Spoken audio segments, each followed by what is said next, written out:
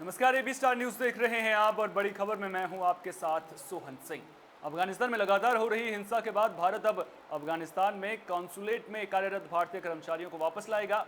अफगानिस्तान के मजार शरीफ शहर में स्थित कॉन्सुलेट में कुछ अधिकारी और कुछ अन्य भारतीय अभी मौजूद हैं। अब इन सभी को वहां से निकाला जाएगा। भारतीय वायुसेना अफगानिस्तान के इस शहर में रह रहे लोगों को बाहर निकालेगी। मजार शरीफ अफगानिस्तान का वो शहर है जहां अंतिम भारतीय वाणिज्य दूतावास मौजूद है। इस शहर में बसे सभी भारतीय लोगों को अब भारतीय वायुसेना वहां से निकालेगी। अफगानिस्तान में तालिबान के बढ़ते वर्चस्व को देखते हुए भारत सरकार ने यह फैसला लिया है कि भारत के सभी कर्मचारियों अधिकारियों को मजार शरीफ से वापस बुलाया जाएगा। मजार शरीफ में मौजूद भारतीय दूतावास की ओर से जानकारी दी गई है कि मंगलवार शाम को मजार शरीफ से एक स्पेशल फ्लाइट नई दिल्ली के लिए रवाना होगी। दरअसल अफगानिस्तान में तालिबान आतंकवादियों का कहर लगातार बढ़ता जा रहा है। तालिबान ने पिछले 4 दिनों में 6 प्रांतीय राजधानियों पर कब्जा किया है। अफगानिस्तान के कई शहरों पर कब्जा कर चुके तालिबान ने वहां क्रूर हत्याएं भी की हैं। दहशत का आलम का अंदाजा आप इसी बात से लगा सकते हैं कि नागरिकों का घरों से निकलने से कतराने लगे हैं। तालिबान ने हाल ही में ऐलान किया है कि वो अब देश के उत्तर में स्थित बड़े शहर मजार शरीफ की ओर रुख कर रहे हैं, जिसके बाद अब भारत सरकार ने वहां रह रहे भारतीयों को निकालने का फैसला कर लिया है और इस फैसले को बेहद अहम भी माना जा रहा है। इस खबर पर ज़्यादा बातचीत के लिए हमारे एग्जीक्यूटिव एडिटर दिवाकर विक्रम सिंह हमारे साथ जुड़ चुके हैं। दिवाकर जी, भारत सरकार का कहीं ना कहीं बड़ा फैसला, क्योंकि जिस तरह से तालिबान का आतंक अफगानिस्तान में बढ़ रहा है, भारतीयों को सुरक्षित निकालना सबसे ज़रूरी था और सबसे पहला कदम होना चाहिए था।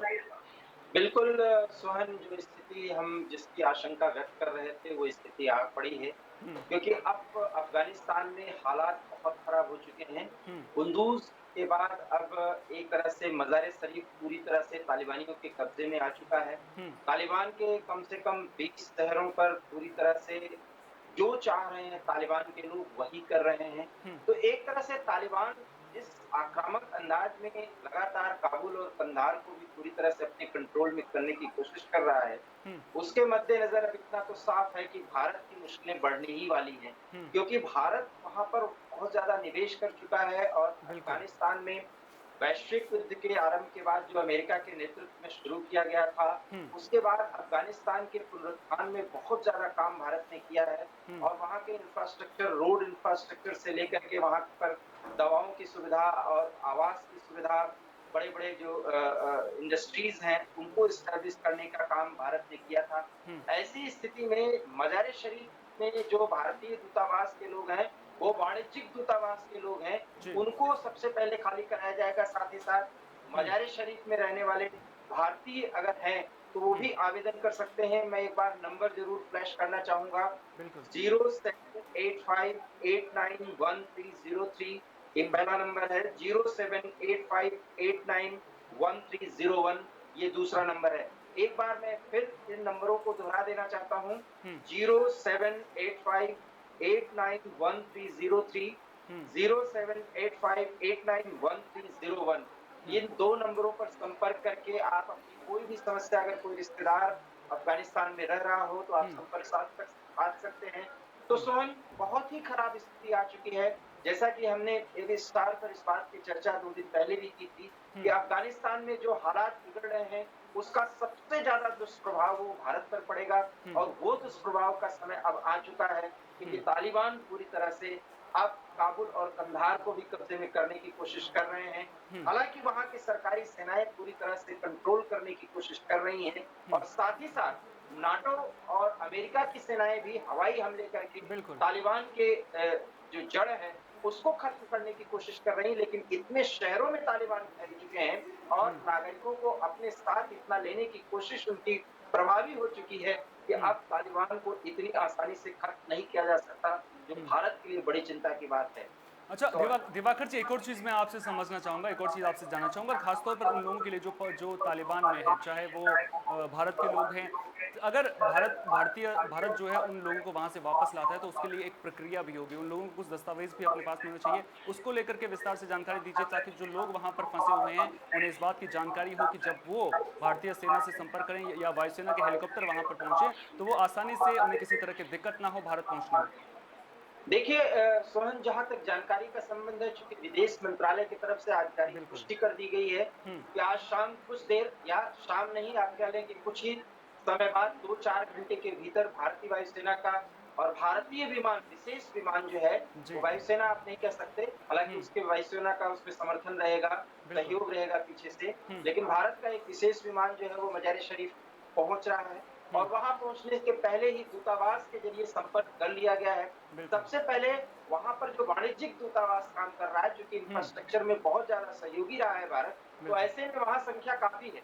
तो हुँ, दूतावास के जो लोग बहुत मुश्किलों में हैं, उन सबको वहाँ से इवैक्यूएट किया जाएगा हुँ, और इस इवैक्यूएशन प्रोग्राम के तहत, इस इवैक्यूएशन मिशन में भारत सफल हो सकता है, क्योंकि इवैक्यूएट करने की जो टेक्निक होती है, वो भारतीयों के पास बहुत अच्छी है। हुँ, इराक में हमने कर दिखाया है और तमाम कुछ और देशों के साथ जब इस तरह के संबंध हुँ, और समस्याएँ आई थी, तो भारत ने ऐसा किया था। तो अफ़गानिस्तान की सरकार, चूँकि भारत की बहुत सहयोगी सरकार है, जो वर्तमान सरकार है, बिल्कुल। हालाँकि वो बहुत मुश्किलों में है, हुँ, लेकिन मज़ार-ए-शरीफ में चूँकि भारत का एक बड़ा मिशन है, हुँ, उस मिशन के अंदर में रहने वाले लोग, उनको परिवार सहित इवैक्यूएट किया जाएगा। साथ ही साथ हुँ, मज़ार-ए-शरीफ में रहने वाले भारतीयों को भी अब इवैक्यूएट करने की तैयारी की जा चुकी है। हुँ, हो सकता है, ये अहम जानकारी मैं देना चाहता हूँ सोहन आपको, हुँ, हो सकता है कि इस एक विमान का, जो विशेष विमान आज उड़ रहा है, इसके बाद कई और उड़ानें की जाएँ, बिल्कुल। क्योंकि अफ़गानिस्तान के हालात लगातार खराब होते जा रहे हैं। जिस तरह से आप बता रहे हैं कि अफ़गानिस्तान के हालात लगातार ख़राब होते जा रहे हैं, तो वहाँ से जो भारतीय वहाँ पर रह रहे हैं, उनका रेस्क्यू करना बेहद ज़रूरी हो जाता है और इसीलिए जो विशेष विमान जिस तरह से आपने बताया कि वहाँ पर जल्द ही पहुँचेगा और वहाँ से जो भारतीय वहाँ पर रह रहे हैं, ख़ासतौर पर दूतावास में जो जो भारतीय वहाँ पर हैं, उन्हें वहाँ से इवैक्यूएट किया जाएगा। एक और चीज़ आपसे समझना चाहूँगा, आपने कहा कि भारत पर इसका दुष्प्रभाव पड़ेगा, जिस तरह के हालात अफ़गानिस्तान पर हैं। भारत ने निवेश किया है वहाँ पर, उस पर तो असर पड़ता हुआ दिख रहा है। उसके अलावा और कौन-सी दिक्कतें हैं जो भारत की बढ़ सकती हैं वहाँ पर जिस तरह के हालात हैं?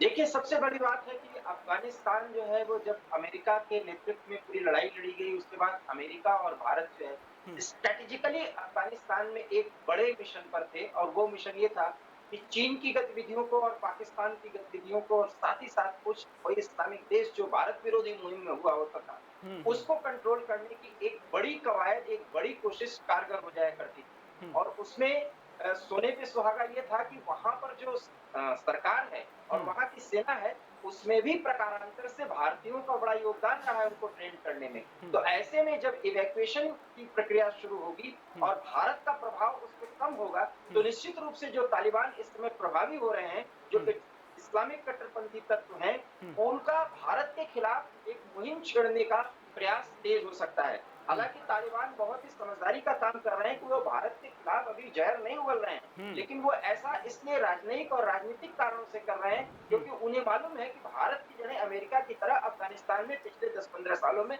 बहुत बिल्कुल, मजबूत हो सकती है। बिल्कुल, ऐसे में अगर इवैक्यूएशन की ये प्रक्रिया और तेज की गई हुँ, और वहाँ पर भारत के लोगों की संख्या कम हुई, खास करके वहाँ के स्ट्रैटेजिक पॉइंट्स पर, तो निश्चित रूप से भारत का दबदबा कमजोर होगा। हुँ, ऐसी स्थिति में जो सूचना का तारतम्य है भारत सरकार और अफ़गानिस्तान की सरकार के बीच में, हुँ, उसमें व्यवधान भी पड़ सकता है।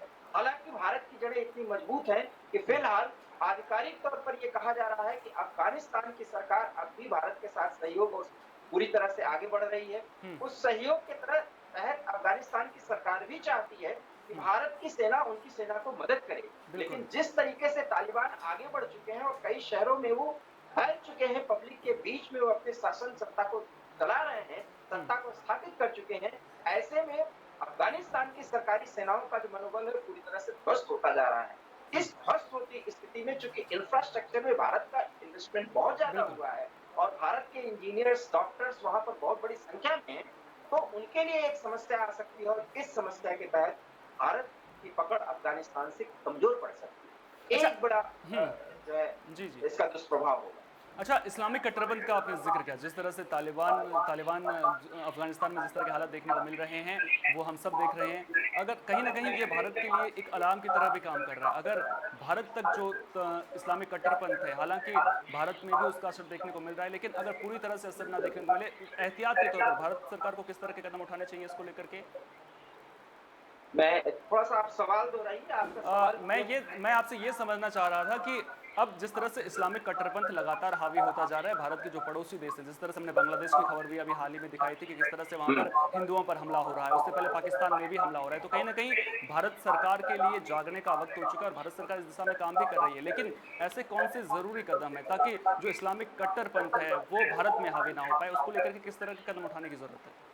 एक बहुत अहम सवाल है सोहन, जी। क्योंकि जिस तरीके से वहां पर कट्टरपंथी ताकतें प्रभावी हो रही हैं हम्म। और भारत का हित अफगानिस्तान के साथ सीधे जुड़ा हुआ है, हम्म। वो इस मामले में कि पाकिस्तान को कंट्रोल करना है। हम्म। और पीओजे के जिस पर भारत का जो हिस्सा है, हम्म। अगर उस पर कंट्रोल करना है तो सीधे सीधे वो हिस्सा अफगानिस्तान से लगता है। हम्म। ऐसे में अगर अफगानिस्तान पर तालिबान पूरी तरह प्रभावी हो रहे हैं, तो हम्म। अब भारत को प्रत्यक्ष रूप से न सही, हम्म। परोक्ष रूप से ही अब हम्म। भारत को सैन्य मदद देने के लिए भी आगे आने के बारे में सोचना होगा। वो हम्म। कैसे दिया जा सकता है, किस रूप में दिया जा सकता है, इसके बारे में रक्षा विशेषज्ञ और भारत सरकार डिस्कशन करें, हम्म। रणनीतिक जानकार डिस्कशन करें। हम्म। लेकिन इतना तय है कि अफगानिस्तान को अफगानिस्तान के लोगों के और अफगानिस्तान के सरकार के हवाले पर नहीं छोड़ा जा सकता, उसके हाल बिल्कुल। पर नहीं छोड़ा जा सकता, हम्म। क्योंकि अगर ऐसी स्थिति हुई तो पाकिस्तान बिना चाहे एक बड़ी एज पालेगा, और हम्म। अगर वो एज पाकिस्तान को मिल गई तो हम्म। अफगानिस्तान और पाकिस्तान में जो कट्टरपंथी ताकतें प्रभावी होंगी, हम्म। उसका सीधा सीधा दुष्प्रभाव भारत भारत पर पर बिल्कुल। पड़ेगा, जो कि भारत पर बढ़ने की और पूरी आशंका है।